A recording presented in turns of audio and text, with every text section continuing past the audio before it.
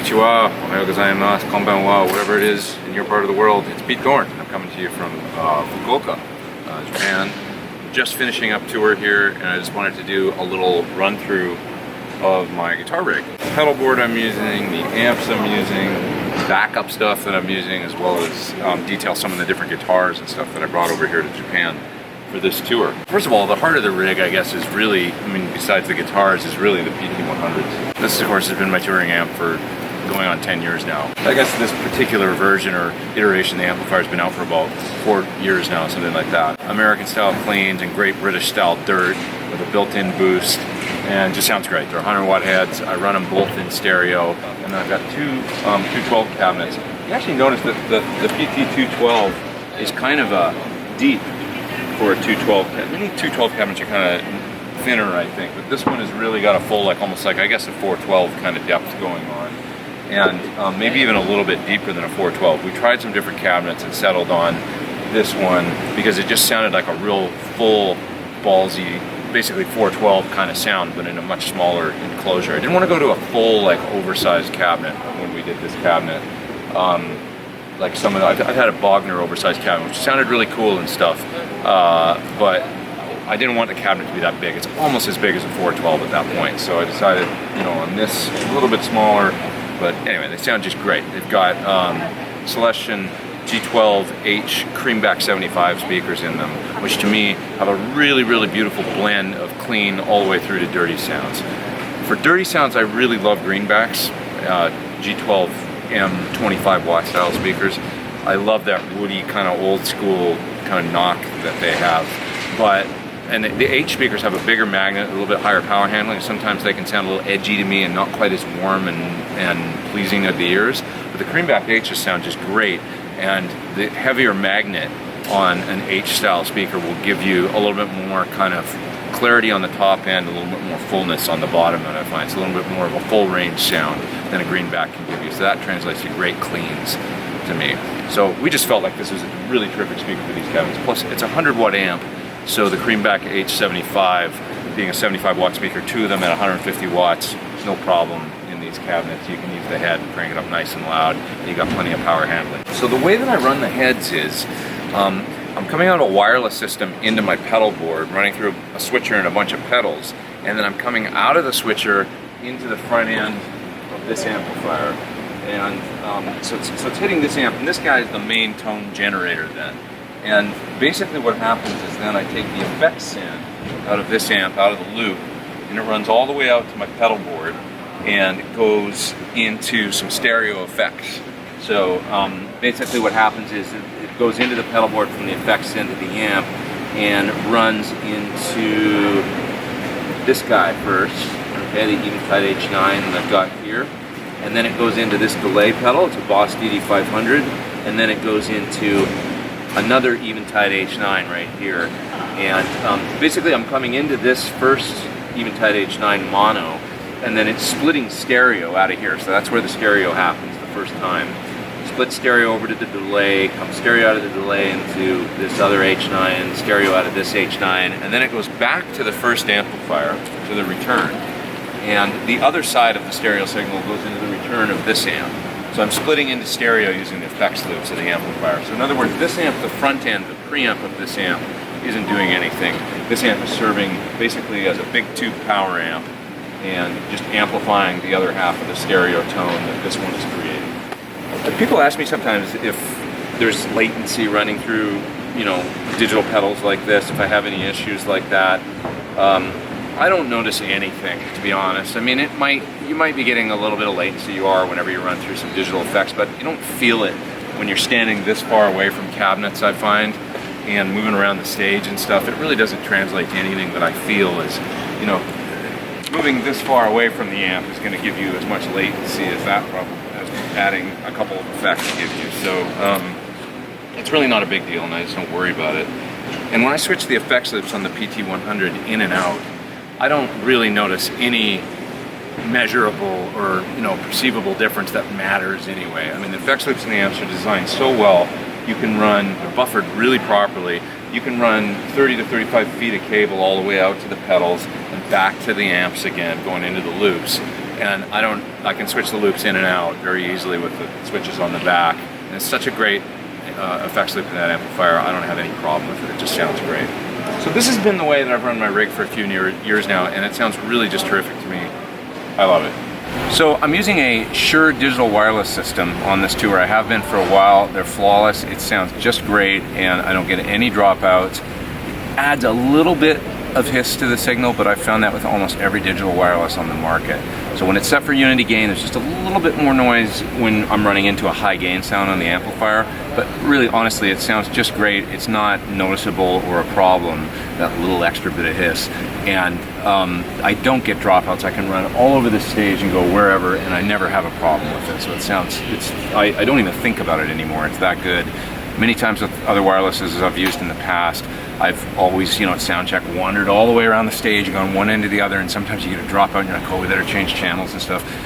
For whatever reason, I just don't have any issues with the Shure wireless system. So they do a great job, and I'm very, very, very happy with it.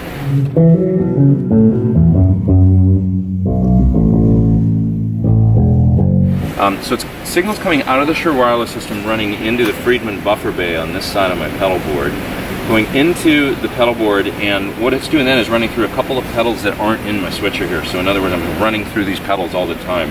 There's a Digitech Freakout pedal that I can use to get some feedback, and then there's a Boss PS6 Harmonist pedal here, and I use this for a pitch drop kind of effect where I hit it and it drops all the way down an octave really quickly and it comes back up again. So that's for one song in particular. So the way I designed the board was I wanted to have a couple spaces here on the side of the board where I could have pedals that weren't in loops on the switcher, and I could just kind of, it was sort of like pedals du jour, whatever you want to do for a particular gig or for a particular situation. I'd be able to just pop these off and put different pedals here as I use them. So for right now I've got the Freakout and the Harmonist, and that's working out great for this tour. After these two pedals, I run into this little Dunlop Crybaby Mini Wah here, which sounds just great. It's nice and small, saves space on the board. Not quite enough space here for a full-size wah on this board, so this one works out just great. Then I'm coming out of the wah-wah pedal and running into the switcher here, which is the Music Home Lab Effects Mark V. Hitting the switcher, and then what's in the loops of the switcher 1 through 9 are, loop 1 is this Ego Comp from Wampler. Great little compressor, saves space because it's nice and small. Loop 2 is the Boss Hyper Fuzz here that I use for an Octafuzz kind of sound, and I do use that in a few moments in the set for sure. Love the Hyper Fuzz, it's so cool. Loop 3 is the Strymon Mobius pedal, and I'm using that for all kinds of stuff, modulation stuff, as well as lo-fi sounds and some really cool kind of filtered things. I use it for swell as well when I'm like hitting, sometimes I want to hit a chord and have it swell into a bunch of reverb and delay and do it automatically without having to do it with the volume pedal. So this works great for that. So that's in loop 3. Okay, loop 4 is the Phase 95 by MXR. I'm using that for a few things in the set in conjunction with the swell. Actually, I've got the phaser set for a real slow sweep, and then I've got a bunch of reverb and delay happening. It has a really nice sort of dead ambient kind of sound. I'll show you that in a minute. Loop 5 is the Rocket Archer. This is an Archer that that Rocket made for me recently, and I guess they had a few parts that they mentioned that they were using for the same ones that Jeff Beck is using, and they said they wanted me to try it, see what I thought, and I tried it and I just loved it. I thought maybe it sounds a little different than the regular one, it might sound a little sweeter. It just sounded great, so that's what I've been using for a lead boost on this tour, is the Archer, and I've really grown to kind of rely on that sound, the kind of fat mid boost that it gives you, very organic kind of boost, but what I mean, that word is so overused, but it really bonds with the amplifier in a nice way and just kind of augments the amp's gain tone and boosts it and kind of sounds like a part of the amplifier when it's on. It's really cool. So that's loop 5. Loop 6 is the Ethos pedal here, the TWE1. I'm using this as kind of like a mid-gain ampy overdrive. I run it in front of the clean channel of the PT and use it on a few things when I don't want as much gain as what the PT's channel 2 gives me. Loop 7 is the Vemaram Jan Ray. This is an old standby of mine, been using it for years now, and I use it for kind of a broken up tweedy kind of when I want to play Rolling Stones kind of tone. That's my go-to pedal. Loop 8 is the Echoplex from MXR and Dunlop, so that's running in front of the amp if I want to echo in front of the amp for that kind of Jimmy Page Echoplex kind of thing, or Van Halen. That pedal works just great. And I've got a tap tempo right here for the Echoplex, so I can just tap that in and it's quarter notes. And, works great. M300 is in loop 9. This is an MXR reverb, and I do use this on some ambient sounds. It's also running in front of the amplifier. Last but not least, a few things that are running in the effects loop of the amp. Once again, the volume pedal. So first for me is having the volume pedal in the loop of the amp. I've just started doing that for this board and on this tour. So that means that all the distortion and stuff stays. When you turn the volume down, you don't lose gain. Your distortion sound is going to remain constant, as opposed to like when you roll the volume down on your guitar, you know, your gain goes down, the tone cleans up. This, I can roll the tone down and still keep my distortion and stuff, since it's happening in the front end of the amplifier or via the pedals. It's happening pre this pedal. So that's been really kind of nice, because if I want to practice a part kind of quietly, and you know, I'm at sound check or whatever, I can turn my amp down just using this pedal and kind of play things quietly. So it's a different sound, but it's working out good for me. And then once again, running through the 2 Eventide H9s and the delay, splitting into stereo and going into the amp. This is an expression pedal over here. I've got this hooked up to the Boss DD500, and I can blend in delay with it. It controls the delay mix. And it's also hooked up to this H9, although I'm not using it for anything currently on this run, but you can do things with it, like say pitch whammy, if you want to go up an octave or that kind of thing, like a whammy pedal, or you know, anything in this pedal that I would want to control via expression, I can do with this pedal. Say delay feedback or anything I want, you know, rotary speed.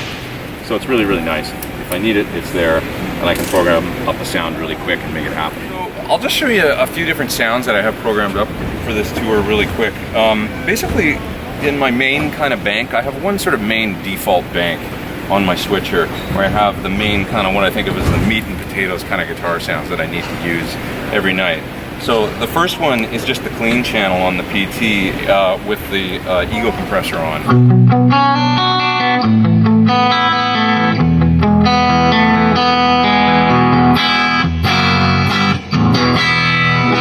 That's with almost nothing else on, basically. But I can roll in delay from the DD500 really easily.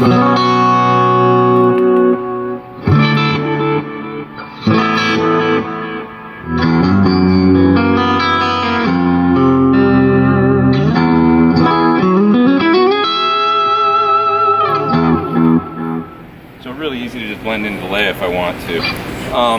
The sound 2 is just a little bit of an edgy distortion, and this is my kind of like tweedy kind of rock and roll.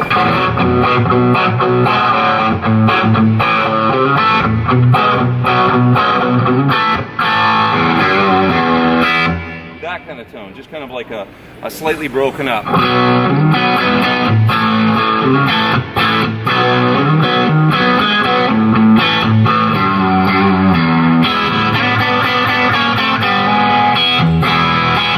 Sometimes I need to do that kind of sound on this gig.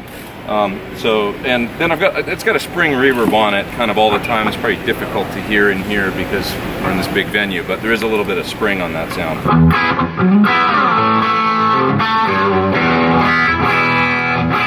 And sound number 3, this is the TWE1, which is the sort of supposed to sound like a train wreck. I'm using it set for quite low gain and just kind of an ampy distortion.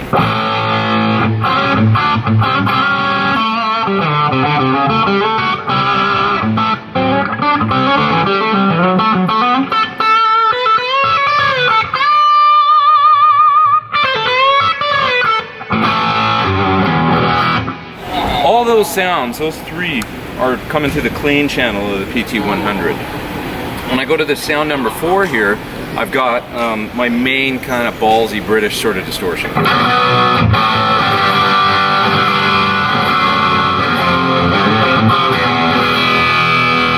It's great for a rhythm tone.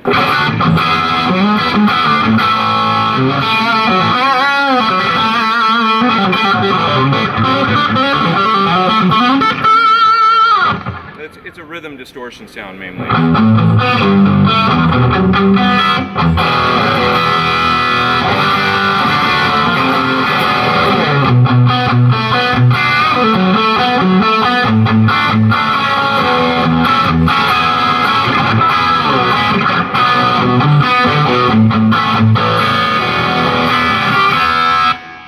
that sort of level of gain. Sort of almost like, I think of it as like the, 68 plexi kind of sound or something when it's on 7 or 8. Okay, and then going over to sound number 5, this is my default lead sound basically. So it's just that tone, channel 3 on the amp though, so boost it up a little bit higher in volume, and I've got the Rocket Arch on here.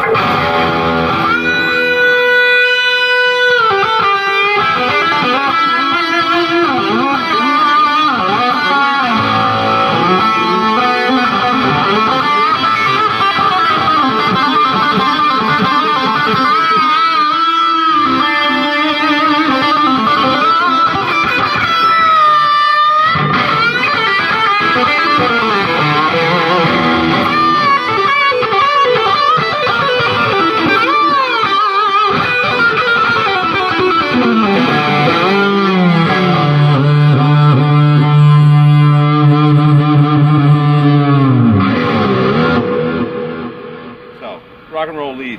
So that's my main 5 sounds, going all the way from clean through lead.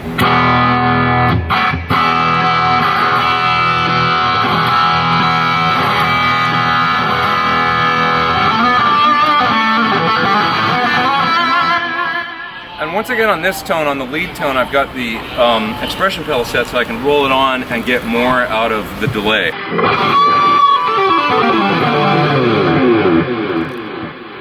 So that's kind of fun. I also set up this sound with more feedback and more delay so that if I'm soloing,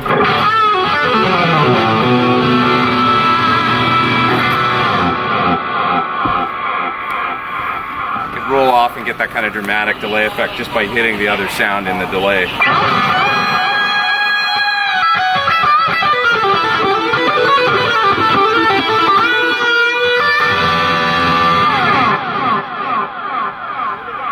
You get kind of a dramatic echo tail. I love that stuff. I can also do that in front of the amp by just hitting the Echoplex and turning it on like this. That's that pedal. So if I want to, I could be soloing and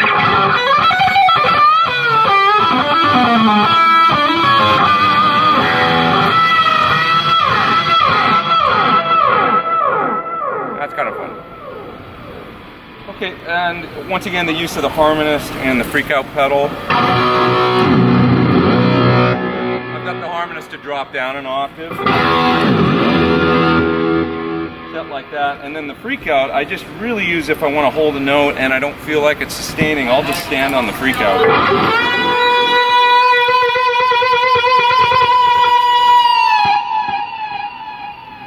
And it'll just, feed back into oblivion at that point.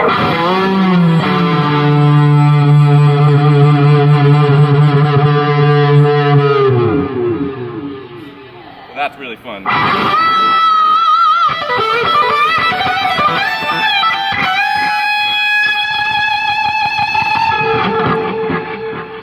Really fun for catching notes and just making them scream.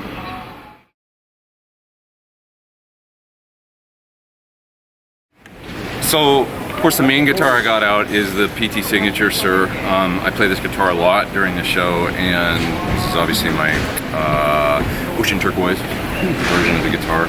But it's mahogany back, mahogany neck, rosewood fingerboard, great big jumbo frets that I feel like I can really grab onto.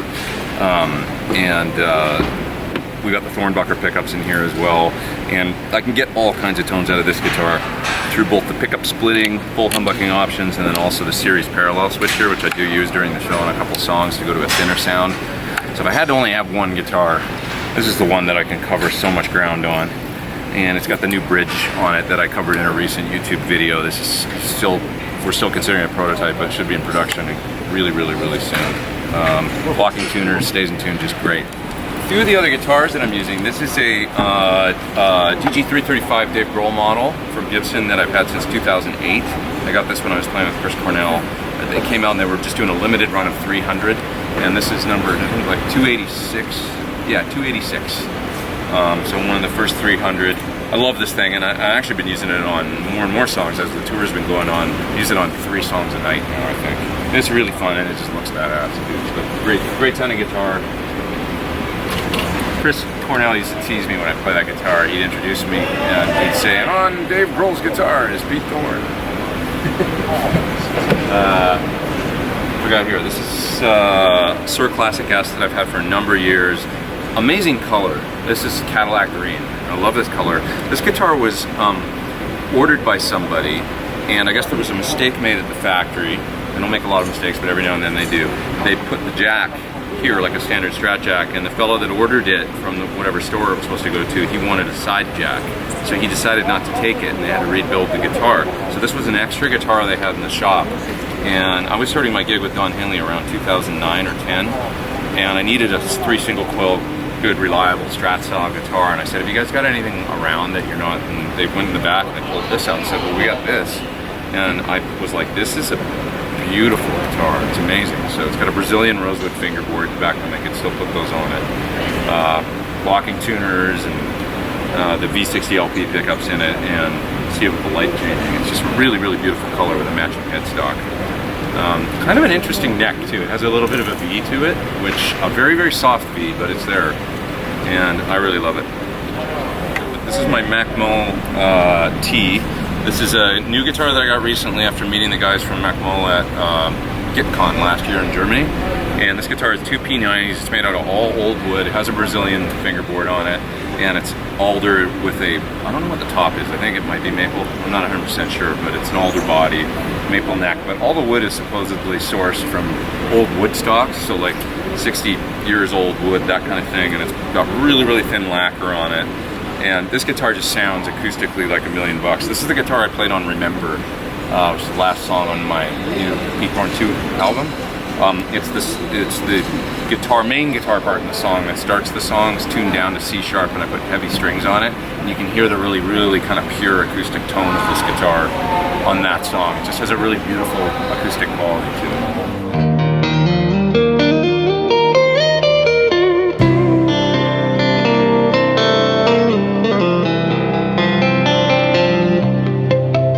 This is the second PT model I have out here, and I play this guitar. This is tuned down to D. It's down a whole step for some songs that I need to do in that key, and I play it on, I think, 2 songs during the night.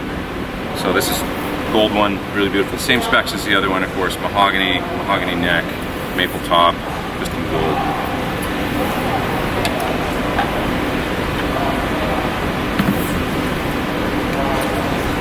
This is actually my Tech Shoes guitar, and I play this on one song. It's tuned down to D. It's basically a Telecaster, but looks like a Jazzmaster. It's got all Telecaster parts, Telecaster pickup and bridge and electronics and all that stuff. Obviously Tele kind of neck.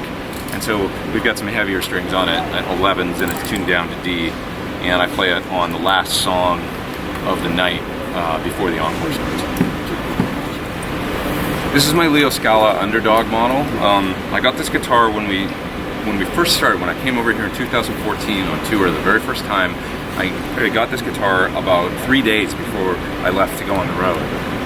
Leo was a guy I knew when I was living in Santa Monica, California, and he dropped by my studio one day, and he said, "You know, I'm a guitar builder, I build guitars." I was like, "Oh, great." So he said, "Let me bring you over a guitar that I built, and you can see what you think." And he brought me a guitar that he'd made for Richard Fortus from Guns N' Roses. And there's actually a Richard Fortus rig run through, kind of like this one, that he did for Premier Guitar, I believe. And he shows that guitar in the video. I've played that guitar, and that was the one that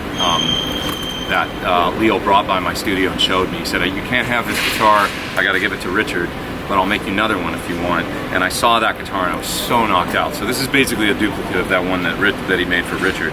This is an incredible guitar. If you can see here, it's got this vented top on it. And if you guys know me, you've seen this in many of my videos, but almost a semi-hollow type of thing here with this vent in the top. And it's basically Les Paul construction with maple top and mahogany back, but with this unique sort of sound chamber. This guitar is just, it became my main guitar really that year in 2014. When I needed to play a Les Paul style guitar, this was it. It sounded just great. It's got great big frets. The last 4 are scalloped. It's kind of a modern, sort of slightly hot rod shredder version of a Les Paul, I guess, but it's a really terrific guitar. Last but certainly not least is my old 64 Strat. This is my baby. I love this guitar. I've had it for 11 years now. And yes, I bring vintage guitars on the road. You know, it's probably not the smartest thing to do in the world, but every now and then I do it. This guitar just sounds like nothing else, and I love playing it on stage. It just feels like an old friend. This one's just, it's so worn in and beat, and just sounds great. So I actually play this on Tsuyoshi's 2 latest singles. This is Takamine Acoustic. Takamini's been a great supporter over here for me. Tsuyoshi's a Takamine endorser, he's his own model, and so, you know, I see the people from Takamine a lot, and they've been kind enough to provide me many times with acoustic guitars. So this isn't mine, this is one that they actually brought for me, but they're so consistent, they sound really good live. So they always set a guitar up for me just to my preferences and stuff, and I've you know, got one here ready to go for me every time. So thank you to Takamine because they're so supportive and such a great company. So I play this on one song during the set. I also have another one over there that I use as backup.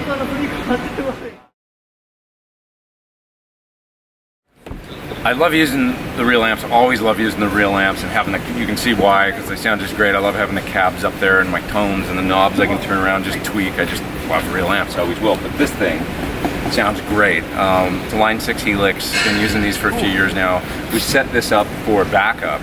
So literally, like, if my whole rig goes down, something goes out on the pedal board, the amps go down, something happens, this is ready to go.